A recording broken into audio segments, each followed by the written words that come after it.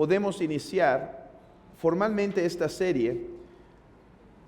No vamos a lograr ver obviamente toda la sección que leímos, sino que esta vez me quiero enfocar con ustedes en los versículos 1 al 13, cuando dice: por lo demás, hermanos míos, fortaleceos en el Señor y en el poder de su fuerza. Versículo 11, vestíos de toda la armadura de Dios para que podáis estar firmes contra las acechanzas del diablo. 12, porque no tenemos lucha contra sangre y carne, sino contra principados, contra potestades, contra los gobernadores de las tinieblas de este siglo, contra huestes espirituales de maldad en las regiones celestes. Por tanto, tomad toda la armadura de Dios para que podáis resistir el día malo, y habiendo acabado todo, estad firmes. Al comienzo de su famosa obra, Cartas del Diablo a su sobrino, de C.S. Lewis, y si no la han leído, la recomiendo. Él comenta que hay dos extremos en los cuales el cristiano cae respecto a el diablo. Por un lado existe un extremo en donde ven al diablo hasta en la sopa de letras, y si una sopa de letras se acomodó ahí un 8 medio roto, empiezan a ver el 666 y entonces no comen ese plato de sopa.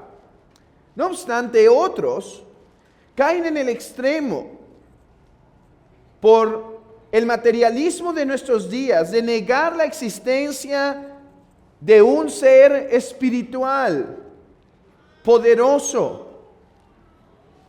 Hermanos, de la misma manera nosotros podemos caer en esta iglesia, en estos diferentes aspectos. Algunos quizá vienen de una tradición un poco más pentecostal y más fácilmente pueden percibir esto o a veces exagerarla. O en algunas ocasiones hay otros que quizá vienen de un movimiento nada que ver con el pentecostal y olvidan la realidad espiritual. Mis hermanos, estamos en guerra. Estamos en guerra. No sé si tú eres de los que has estado al pendiente de las noticias de Ucrania, Rusia, Corea del Norte, Estados Unidos, Japón, etcétera. No sé si tú estás al pendiente intentando conocer todas las mañanas nervioso si ya estamos en guerra, si ya ha llegado el momento de la guerra.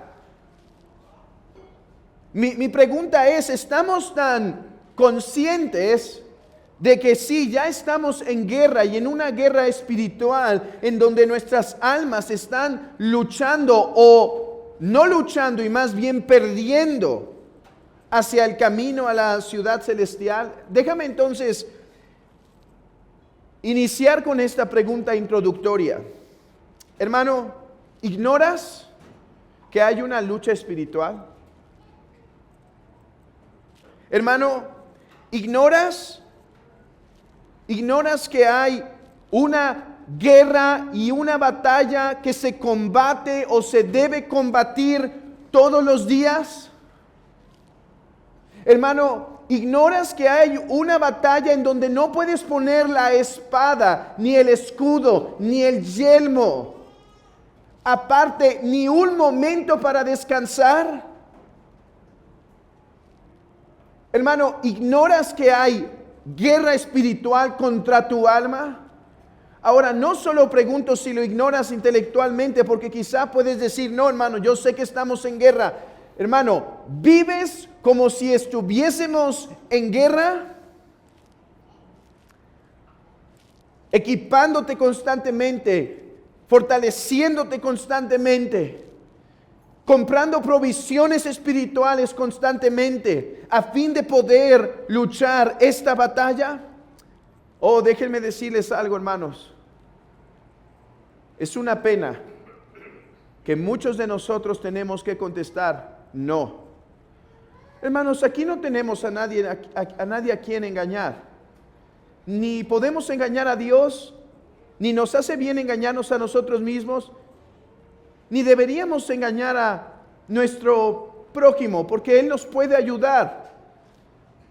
Hermano, la realidad es que muchas veces nuestro cristianismo olvida la realidad de que estamos en una guerra mortal y más bien estamos caminando como Caperucita Roja, brincando por los jardines, tocando las flores y cantando y silbando como si no pasara nada, no sabiendo que el lobo está detrás nuestro.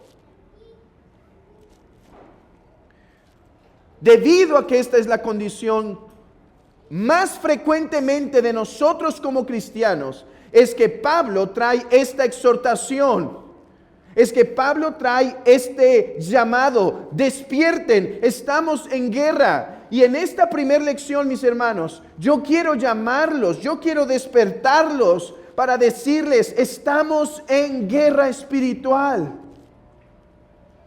Porque yo les estaré explicando por las próximas semanas cómo se usa la armadura.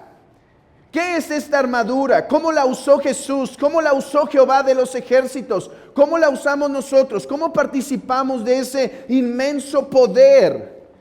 Pero, ¿de qué servirá? ¿De qué servirá hablar del uso, de la riqueza, del poder, de la eficacia de esta armadura si no hemos despertado que necesitamos levantarnos cada mañana y lo primero que hacer es ponernos la armadura para poder enfrentar las acechanzas del diablo? Por lo tanto, en esta primera lección quiero exhortarles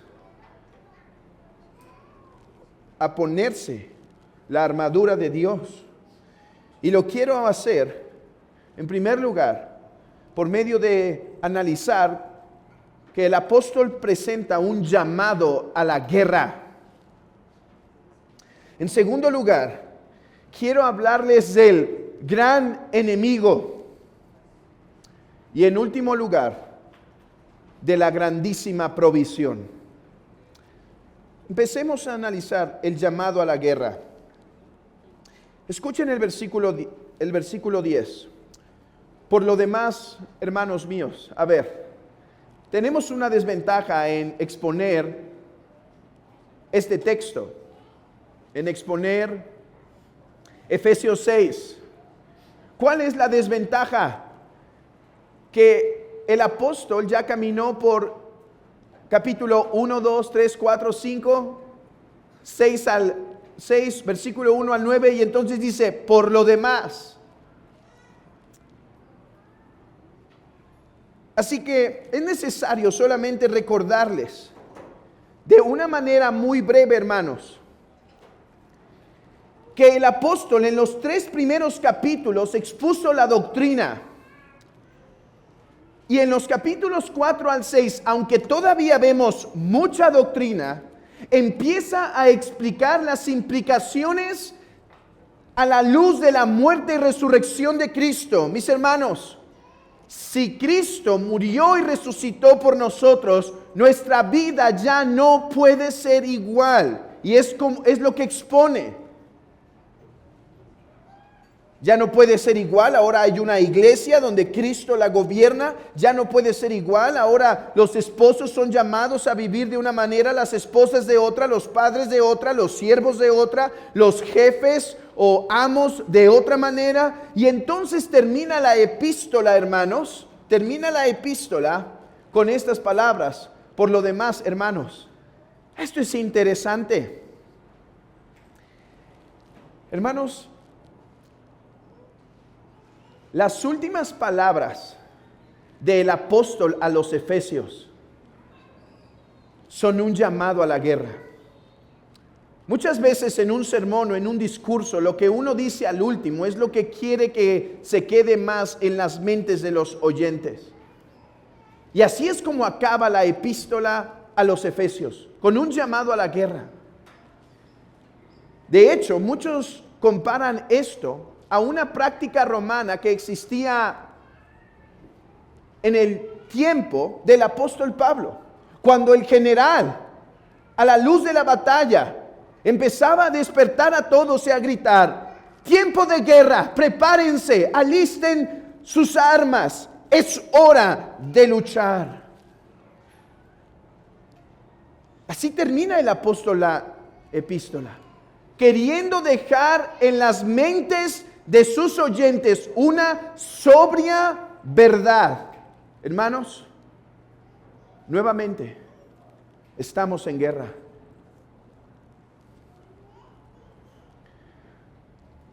Por eso dice: por lo demás, hermanos míos, fortaleceos en el Señor y en el poder de su fuerza. Versículo 11, vestíos toda la armadura de Dios. Versículo 13, por tanto, tomad toda la armadura, a la luz de estas huestes de maldad, a la luz del peligro en el cual está su alma. Por tanto, vestíos para la batalla. Naturalmente, tenemos una indisposición, timidez, torpeza y falta de diligencia en todos los deberes santos y buenos. Por eso el apóstol tiene que acabar su carta despertándonos, hermanos. Quizá no son las palabras que queremos escuchar. Quizá no son las noticias que nos agradan más.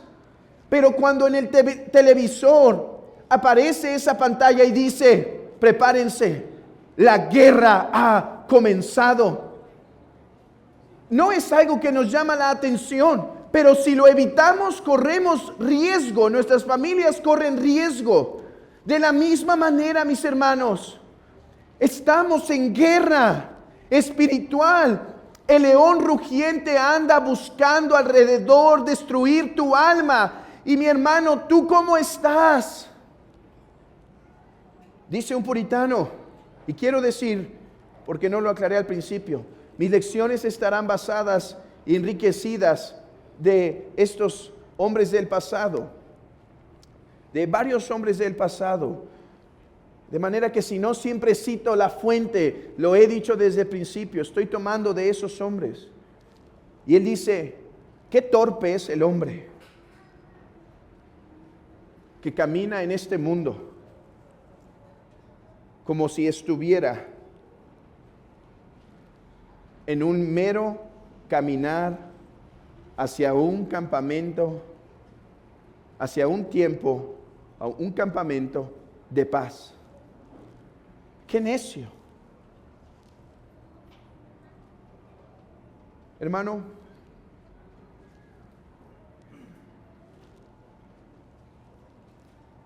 déjame volver a preguntar: ¿estás consciente de la guerra en la cual está tu alma? Hermano, déjame preguntarlo un poco más preciso.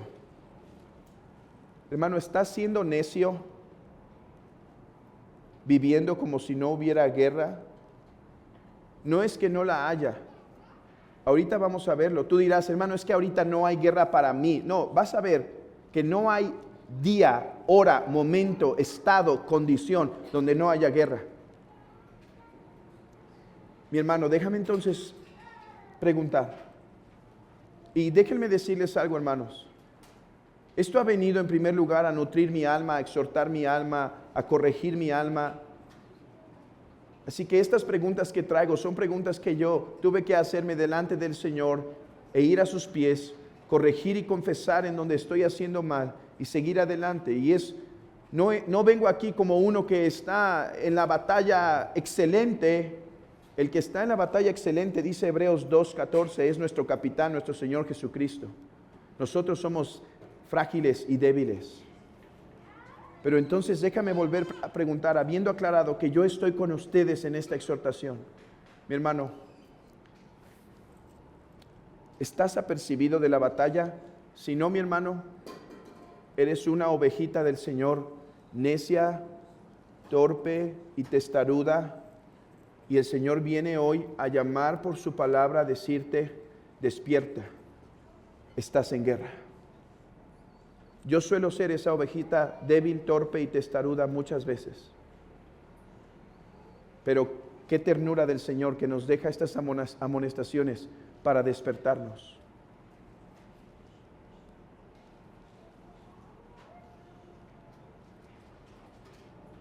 Hay un gran enemigo. Lean conmigo versículo 11. Vestíos toda la armadura de Dios. ¿Para qué? Alguien puede decir. Llega el capitán y le da a su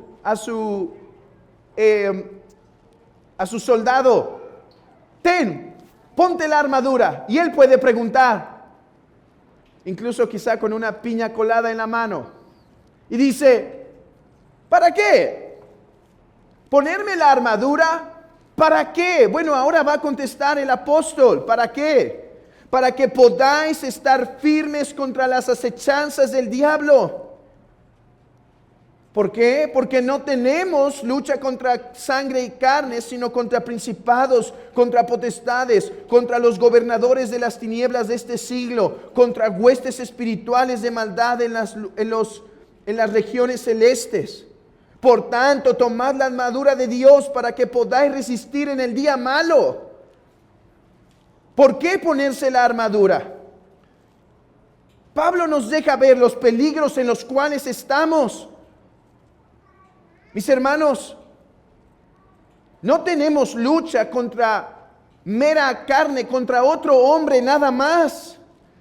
Sí, tenemos enemigos a veces físicos, a veces personas que quieren dañar, pero nuestra lucha no es solamente con estas cuestiones terrenales o con nuestra propia carne y tentaciones y concupiscencias o contra los religiosos que persiguen a la iglesia o los ateos que persiguen a la iglesia, sino más aún tenemos una lucha contra seres espirituales, contra un ser tan sabio, tan poderoso, que está intentando hacer el mayor daño a los hijos de Dios.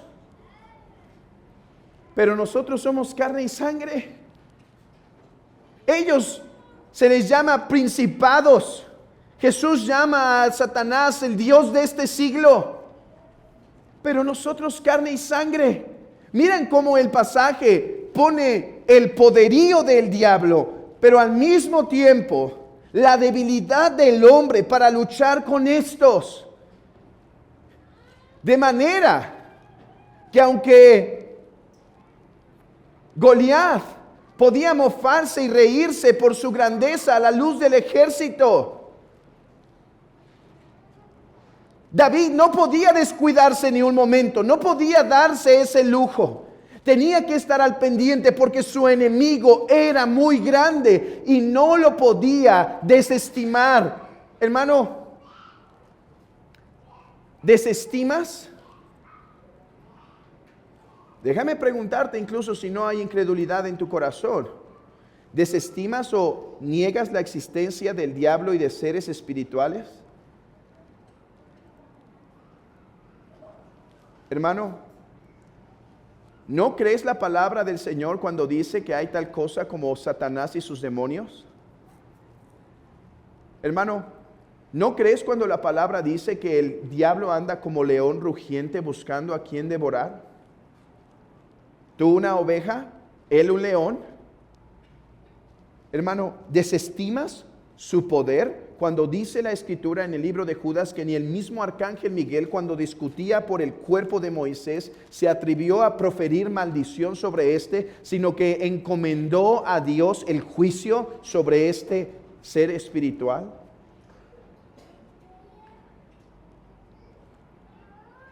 Espero que estés sintiendo, hermano, que estás en peligro, porque eso quiero producir. Es como cuando un hombre va manejando descuidadamente, porque no ve que a su alrededor hay dos acantilados, y viene muy distraído, cantando en la música y demás. Y entonces su esposa le quiere despertar para que maneje con sobriedad. ¿Ves que podemos caer? ¿Ves que tienes que bajar la velocidad porque algo pasa, una piedra cae o un animal se cruza y vamos a tener un accidente? Lo que ella quiere es despertarlo a sobriedad. Bueno, eso es lo que quiero hoy hacer con ustedes. Quiero decirles, mis hermanos, que estamos en una gran y severa lucha. Ahora, sé que nuestro corazón es tan duro que aún habiendo dicho estas cosas, todavía no estamos tan nerviosos, tan apercibidos de esto. Así que déjenme decirles, ¿cuándo es que el cristiano está en peligro? ¿De qué cosas está en peligro? ¿Y qué quiere lograr el diablo con esto? Escuchen. ¿Cuándo el cristiano está en gran peligro? Recién convertido, siendo un neófito, puede caer en grandes errores. Mucha pasión daña una iglesia y su propia alma. Mucho celo para evangelizar y demás, cae en orgullo espiritual y menosprecia a sus hermanos. Y podríamos dar más, pero tengo que avanzar. Recién salido de una victoria. ¿Vienes de una victoria? ¿Estás maduro? ¿Estás fuerte? Pedro también, y le dijo a Jesús, que no te acontezca tal. No hagas la voluntad de tu Padre, dijo Pedro a Jesús. Después de una gran victoria, tú eres el Cristo, el Hijo del Dios viviente. Durante la aflicción, cuán grave cuando estamos en aflicción. Cuán frágiles somos en el tiempo de la aflicción.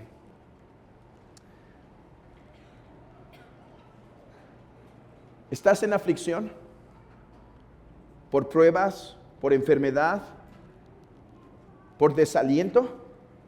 Eres presa fácil para el diablo.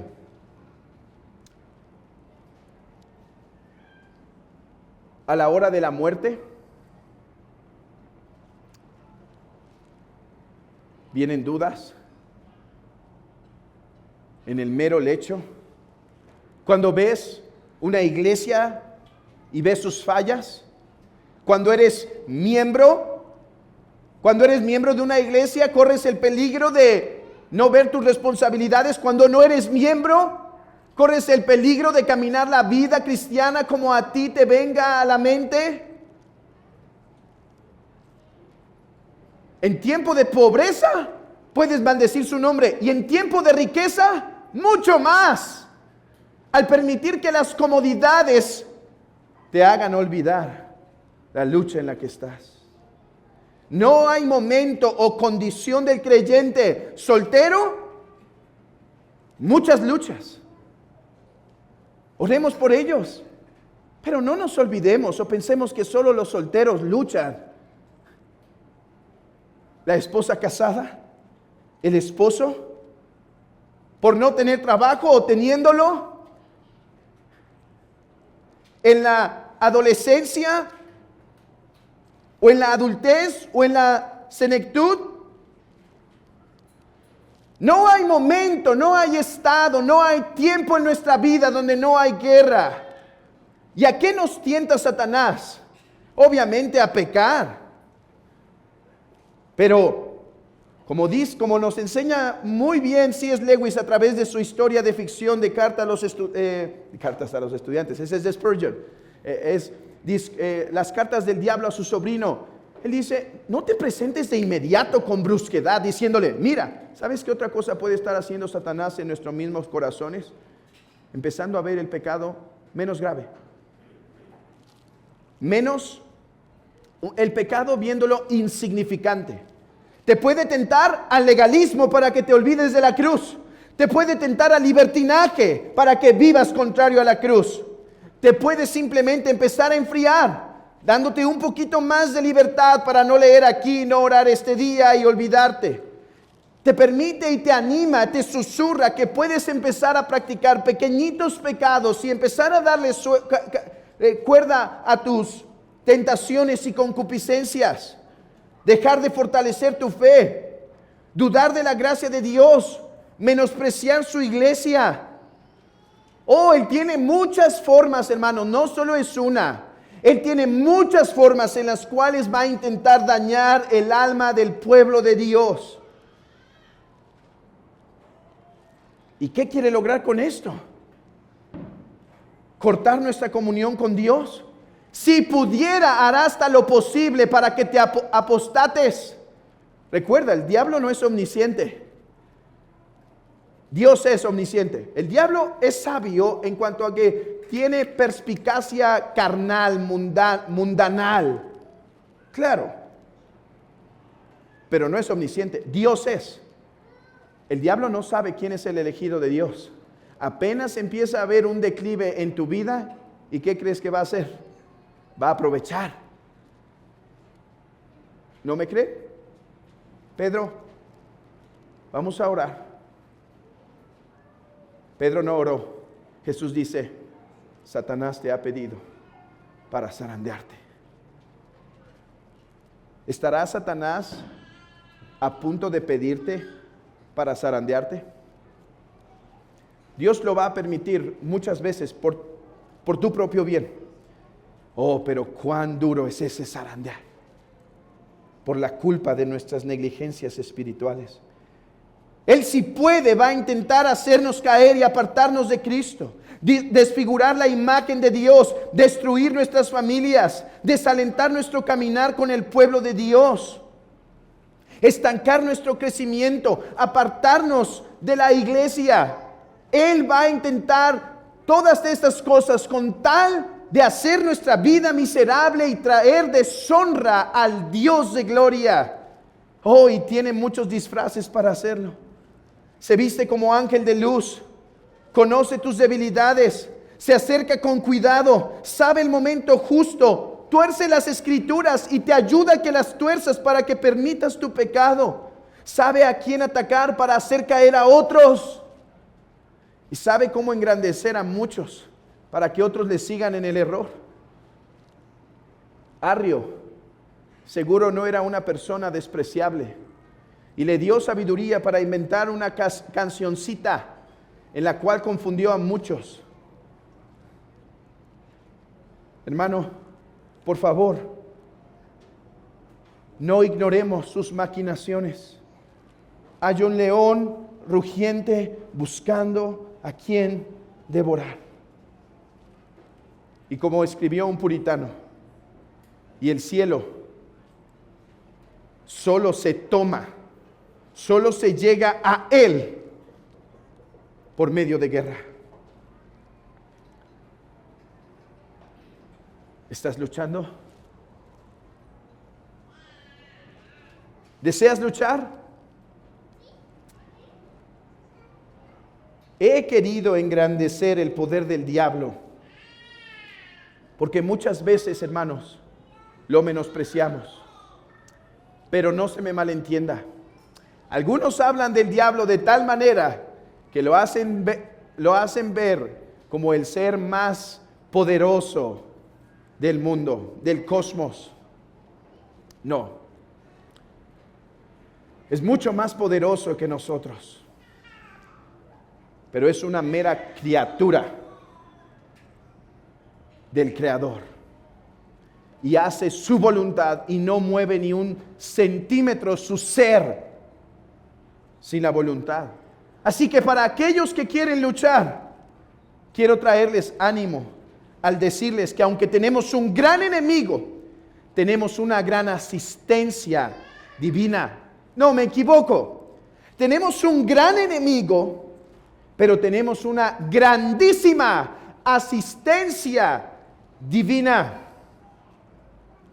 Escuchen lo que dice el apóstol Pablo en Efesios 6:10. Por lo demás, hermanos míos, fortaleceos en el Señor y en el poder de su fuerza.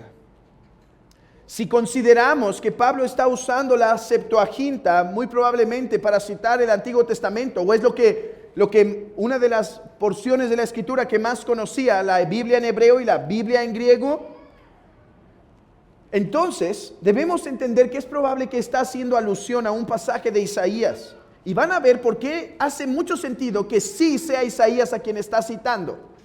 ¿Qué pasaje de Isaías tengo en mente? Bueno, se los leo en la versión Septuaginta. levantad a la excelsitud vuestros ojos y ved, ¿quién ha manifestado estas cosas? El que sacó según número su ornato, a todos por nombre llamará con mucha gloria, y en el poder de su fuerza nada se te ha ocultado. Fortaleceos en el Señor y en el poder de su fuerza. Son las mismas palabras griegas que la Septuaginta usa en Isaías capítulo 40, versículo 24. Pero he leído desde la Septuaginta porque nuestra versión no se puede apreciar muchas veces de la misma manera, porque nuestra traducción del Antiguo Testamento no viene de la Septuaginta, sino viene del texto masorético, directamente del hebreo. Pero Pablo conocía esta Septuaginta y lo que está diciendo entonces es esto: fortalécete en el poder de Dios. ¿Y cuál es su poder? Él es creador del cielo y de la tierra. ¿Cuán importante es ese credo que citamos domingo tras domingo, hermano? En medio de nuestras luchas y tribulaciones, aquel credo que dice: creo en Dios Padre Todopoderoso, creador del cielo y de la tierra. Recuérdate cada vez que cites eso, que tu Dios es el Dios poderoso que te puede dar la victoria en la batalla. Pero ve al mismo Isaías para que veas al mismo Efesios 1:19. Quiero que veas el poder que tienes a tu disposición. Efesios 1:19, porque cita nuevamente este lenguaje. Y cuál la supereminente grandeza de su poder para con nosotros los que creemos, según la operación del poder de su fuerza, la cual operó en Cristo, resucitándolos de los muertos y sentándole a su diestra en los lugares celestiales. Hermano, el poder que tienes a tu disposición para enfrentar las acechanzas del enemigo es el poder con el cual Dios resucitó a Cristo de los muertos. No solo es el poder con el cual Dios creó el cielo y de la tierra de la nada, sino que es el poder por medio del cual Cristo fue levantado de los muertos. Ese poder está a disposición de su iglesia para poder enfrentar un gran enemigo, sí, pero una mayor y más grande asistencia divina. Pero no solo contemples el poder de Dios, y abundaré en esto más porque el tiempo se me ha ido en otra ocasión, pero déjenme aunque sea anticiparles un poco. En segundo lugar, esta no es cualquier armadura. Esta es la armadura de Dios. Y esto significa muchas cosas para nuestro beneficio. Vayan a Isaías, quiero que vean algo. Isaías 56. Yo sé que la mayoría de nuestras imágenes de lo que es la armadura de Dios, a veces se toma 59, Isaías 59. A veces se toma más el contexto histórico de cómo eran las armaduras de los romanos y en qué consistían, y se empieza a alegorizar ahí un montón, ¿sí? Bueno, ¿qué creen? Sí, estoy seguro que Pablo tenía en mente un soldado romano mientras hablaba esto, pero Pablo no solo era conocedor de Roma, era experto en el Antiguo Testamento, y la armadura de Dios se revela en el Antiguo Testamento. Por ejemplo, en Isaías 59, versículo 16. Y vio que no había hombre, y se maravilló que no hubiera quien se interpusiese, y lo salvó su brazo, y le afirmó su misma justicia. O sea, ¿qué está pasando aquí? Isaías está hablando de cómo Israel estaba cayendo en pecado, sus enemigos se estaban regocijando y destruyéndolos. Entonces Jehová mira desde los cielos y ve que no hay nadie quien se interponga para defender a su pueblo, y entonces dice Jehová: yo voy a descender y voy a luchar por ellos. De hecho, hay un salmo que se parece mucho a esto, pero continuemos. Pues de justicia se vistió como de una coraza, con yelmo de salvación en su cabeza. Tomó ropas de venganza para vestidura y se cubrió de celo como de manto, como para vindicación, como para retribuir con ira a sus enemigos y dar el pago a sus adversarios. El pago dará a los de la costa. Noten, Jehová se viste su armadura para venir a destruir a su pueblo. Y hoy somos llamados a llevar esa armadura con la cual Dios ya venció a sus enemigos. Pero escuchen, Este pasaje de Isaías se cumple mejor en Jesucristo, porque sí, Jehová, el trino Dios, se puso la armadura en el antiguo pacto para liberar a su pueblo, pero después Dios, el Verbo, vendría a esta tierra y tendría que luchar contra un enemigo reacio y lo tendría que vencer, y para eso usaría la misma armadura que usó en el antiguo pacto. Jesucristo, el eterno Hijo de Dios, usaría la misma armadura que Él usó en el antiguo pacto. Por eso dice un autor, la armadura es ante todo la armadura de Dios, llevada por el Hijo eterno durante todos los días de su ministerio terrenal. Cuando Cristo fue tentado por el diablo en el desierto, estaba completamente vestido con la armadura espiritual.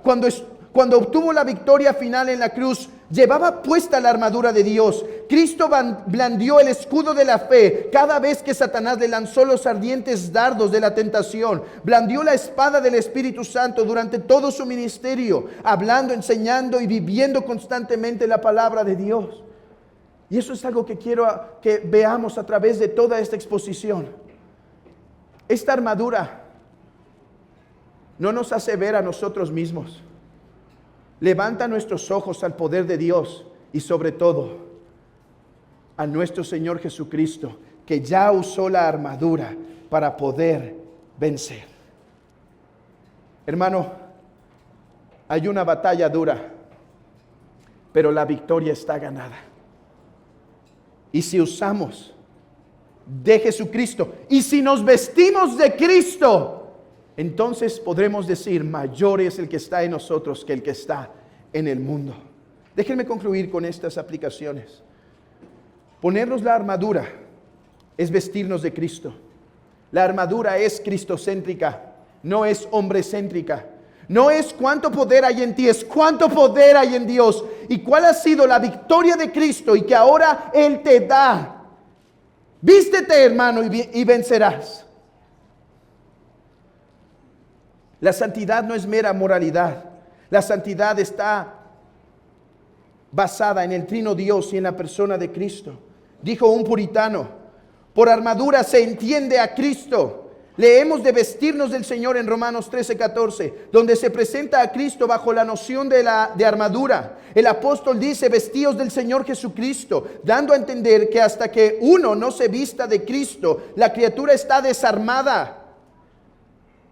No son la moralidad y las virtudes filosóficas de un hombre las que repelen la tentación, que ha sido enviada con todas las artillerías pesadas de Satanás.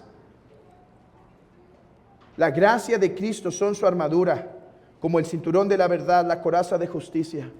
Oh, hermanos, esto ya nos empieza a decir mucho. A veces nos olvidamos que la santidad es estar vestidos de Cristo y saturados de Cristo. Y luchamos contra nuestros enemigos con armas carnales, cuando Pablo dice que no tenemos armas carnales sino espirituales. Hermanos, vestidos de Cristo tenemos la victoria asegurada. Pues la gracia que operó en Cristo, resucitándole de los muertos, por las cuales se sentó sobre todo principado, autoridad y poder, ahora esa victoria nos es dada. Hermanos, yo espero que este sencillo estudio les haya permitido ver algo. Hay guerra. Yo espero que si estábamos siendo necios, podamos despertar y profundizar más sobre esta realidad de la guerra. Que vean la grandeza del poder de este enemigo, su maldad, pero al mismo tiempo que sean consolados, que tenemos a alguien que nos ha dado la armadura para poder resistir las acechanzas del enemigo. Y si tú no estás en Cristo, ¿cómo crees que vas a enfrentar tus pecados y las tentaciones? Eres carne y sangre. ¿Cómo vas a enfrentar a ese ser tan poderoso? Estás llamado a ser su esclavo hasta el final. Eso dijo Jesús. Que si el Hijo no te libera de este señorío del diablo, estás condenado a ser su esclavo y a hacer su voluntad. ¿Quieres ser libre del pecado? Huye a aquel que venció al diablo, Jesucristo.